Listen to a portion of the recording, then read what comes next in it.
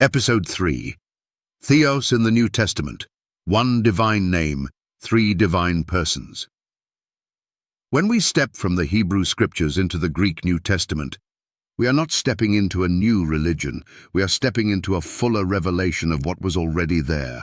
One God in three persons, now unveiled through Jesus Christ and the apostles. The Greek word that replaces the Hebrew Elohim in the New Testament is Theos, God. Here's the bombshell. Theos is applied equally to the Father, to Jesus, and to the Holy Spirit.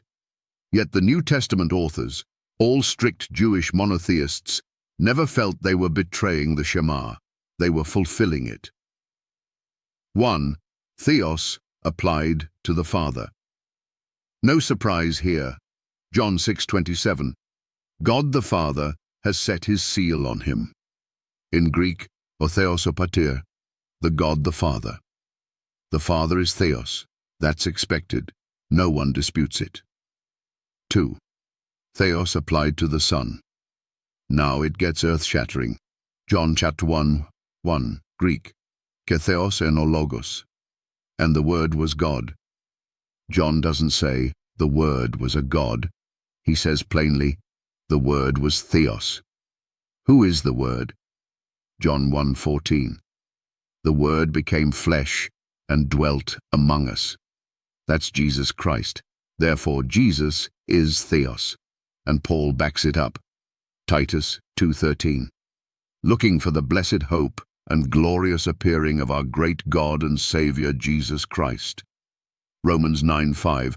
Christ, who is God over all, blessed forever.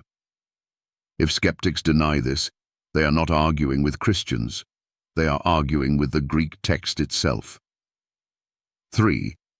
Theos, applied to the Holy Spirit. Even more stunning. Acts 5:3-4. Peter says to Ananias, "You have lied to the Holy Spirit. You have not lied to man, but to God." Theos. The Holy Spirit is not an impersonal force. He is Theos, the personal, living God. 4. The Trinity, woven through Theos. Father is Theos, John 6:27. Son is Theos, John 1:1. Titus 2:13. Holy Spirit is Theos, Acts 5:3-4. Yet there are not three Theoi, plural gods. There is one Theos, just as Deuteronomy 6:4 declared. The unity remains. The persons are distinct. This is not polytheism. This is triunity. Exactly what Elohim, plural, and Echad, compound unity, pointed to from the beginning. 5. Challenge to skeptics and false teachers. If the New Testament writers were heretics inventing a new idea, why did they so boldly call Jesus Theos? Why didn't the early Jewish believers reject the apostles as blasphemers? Why is the Holy Spirit treated not as a thing but as God himself? Because they weren't inventing the Trinity, they were revealing it, already hidden in plain sight. Conclusion. Theos in Greek carries the divine identity from the Hebrew Elohim, and it applies seamlessly to the Father, Son, and Spirit, without fragmenting the oneness of God. The New Testament doesn't betray the Shema.